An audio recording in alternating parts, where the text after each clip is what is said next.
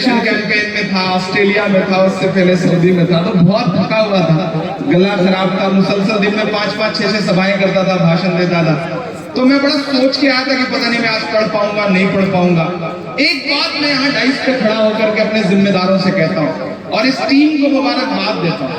आपने एक बात गौर की कि हमारी नस्लें हंसना भूल गई थी, हमारी नस्लें जश्न मनाना भूल गई थी, सेलिब्रेट करना भूल गई थी, डरी सहमी अपने घरों में महदूद थी। इस तरह की महफिलें सजनी कम हो गई। मैं चाहता हूं कि ये बुरा वक्त आता है, टलता है, चला जाता है, नहीं, जैसे हो ऐसे रहो। मायूस होने से काम नहीं चलेगा, लड़ना पड़ेगा। बिल्कुल डरना नहीं है कि मायूसी के बादल छटेंगे, चीजें बेहतर होंगी। क्योंकि मैं कह रहा हूं कि कहां सोया है चौकीदार। बहुत समझदार लोग, बिहार है का, ये बिहार है, मैं इसकी समझदारी को सलाम करता हूं।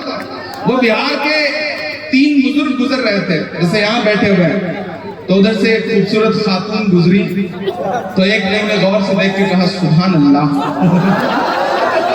दूसरे ने और गौर से देख के कहा माशाअल्लाह, तीसरे ने ज्यादा ही गौर से देखा और 1 मिनट बाद कहा इंशाअल्लाह। ये बिहार है। मैं इस बिहार की मौजूदगी को सलाम करता हूँ। वो पटना से बिहार का आदमी ट्रेन में भाग दौड़ करके आनंद में उसको चढ़ना पड़ा, टिकट नहीं ले पाया। टिकट जब नहीं ले पाया, दिल्ली तक जाना था, थोड़ी दूर ट्रेन चली के पीछे से टीटी आ गया।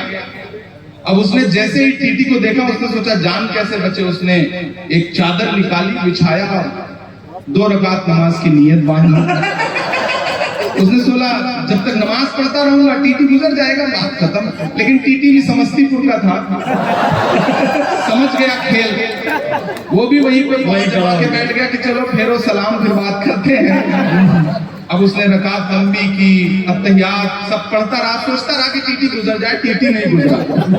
उसने जैसे ही सलाम फेरा, टीटी कुछ कहना चाहता था, इतने में फिर वो खड़ा हुआ। उसने कहा मैं नियत करता हूँ 2 रकात नमाज दिल्ली तक। अब ये है बिहार, बिहार की जिंदा दिली को सलाम। बिहार ऐसे ही पूरी जिंदगी के साथ आगे बढ़ता रहे और हिंदुस्तान को एक नया रंग देता रहे।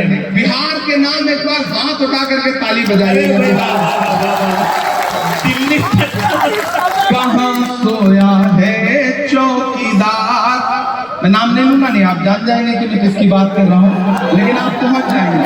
कहां सोया है चौकीदार, कहां सोया है चौकीदार। पेट्रोल और डीजल की कीमत रही सैकड़ा पार, कहां सोया है चौकीदार, कहां सोया है चौकीदार।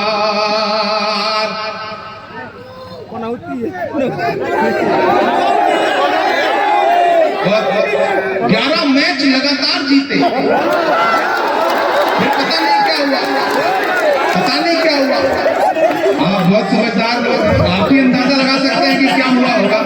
मैं तो देश की पार्लियामेंट में बैठता हूँ, तो मैं कोई कयास भी नहीं लगा सकता। आप भी कुछ कह रहे हैं तो कह रहे हैं, वो सच्ची कह रहे होंगे, क्योंकि आवाम की जो आवाज है दरअसल वही असली आवाज होती है, बाकी तो।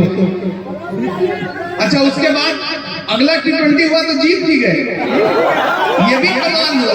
इससे भी आप अंदाजा लगाइए कि बीच में गड़बड़ हुई कहां, वो आप ही अंदाजा लगा सकते हैं कि पेट्रोल और डीजल की कीमत रही सैकड़ा मां, कहां सोया है चौकीदार, कहां सोया है चौकीदार। अभी अशरफ फारूकी साहब से कहा जाए कि आप जब पढ़ते थे तो आपके साथ 2-4 आपके क्लासमेट थे जिन्होंने आपके साथ पढ़ाई की है, तो ये 2-4 के नाम बता देंगे और मिलवा भी देंगे। लेकिन अगर साहेब से ये कहा जाए कि आपने जब पॉलिटिकल साइंस में MA किया था तो आपके साथ किसी ने पढ़ाई की थी, तो कोई आदमी नहीं मिलेगा। अभी अशफाक करीम साहब से पूछा जाए आपके बिजनेस क्या है और उसके 2-4 ग्राहक बता दीजिए, तो ये नाम बता देंगे। लेकिन उनसे पूछा जाए कि वडनगर स्टेशन पे जब आप चाय बेच रहे थे तो किसने खरीद के पी, आज तक मुझे कोई कोई नहीं मिला। तो मैं तो शायर हूं, मैं कह देता हूं अपने अंदाज में बात। कहाँ सोया है चौकीदार, कहाँ सोया है चौकीदार, कि चाय बेचने वाला पूरा भारत बेच रहा है। आप ही कह सकते हैं। बिहार से आवाज दिल्ली तक जानी चाहिए, ऐसे काम नहीं चलेगा। सिर्फ पटना तक जाएगी तो कैसे काम चलेगा? दिल्ली तक जानी चाहिए इन मिसरों पे आवाज, कि चाय बेचने वाला पूरा भारत बेच रहा है। इसी काम में हासिल से महारत बेच रहा है। कि रेल बिक गई, तेल बिक गया, बिका हवाई अड्डा। अगला जो काफिया है उसके दांत चाहिए मुझे। कि रेल बिक गई, तेल बिक गया, बिका हवाई अड्डा। सब कुछ बिकता देख के खुश है अपने जेपी नड्डा। के जनता महंगाई की मारी करती हाहाकार। कहाँ सोया है चौकीदार, कहाँ सोया है चौकीदार। गैस सिलेंडर की कीमत भी 1000 के पार। कहाँ सोया है चौकीदार, कहाँ सोया है चौकीदार। बहुत शुक्रिया, बहुत मोहब्बतें। मैं आखिर में एक नज़्म पढ़ के आपसे विदा लेता हूँ। अगले 2.5-3 मिनट आपके सामने अच्छा ठीक है, 2 सुना दूंगा। ये तो मैं इसलिए कह रहा हूँ ताकि आप जिंदगी के साथ खड़े रहें। आज भी आपके बिहार से कुछ आवाजें निकली। आपके बिहार, हमारे उत्तर प्रदेश से न जाने कितनी आवाजें ऐसी निकलती हैं कि ऐसा लगता है उन्हें हर चीज से नफरत है, हर चीज मिटा देना चाहते हैं, हर चीज झुठला देना चाहते हैं। तब इमरान किताब बड़ी पढ़ता है कि बीते हुए कल से नफरत है, आते हुए पल से नफरत है। उनको कबीर के दोहों से, गालिब की गजल से नफरत है। मैं एक नज़्म पढ़ रहा हूं जो इस अहद की सच्चाई है, लेकिन उससे पहले ताजपुर वालों में ये 4 मिसरे पढ़ रहा हूं। तो यहाँ मीडिया के साथी बैठे हैं, वो इसे नोट करें। कि चाक है जिगर फिर भी आए हैं रफू करके, जाएंगे हकीकत से तुमको रूबरू करके।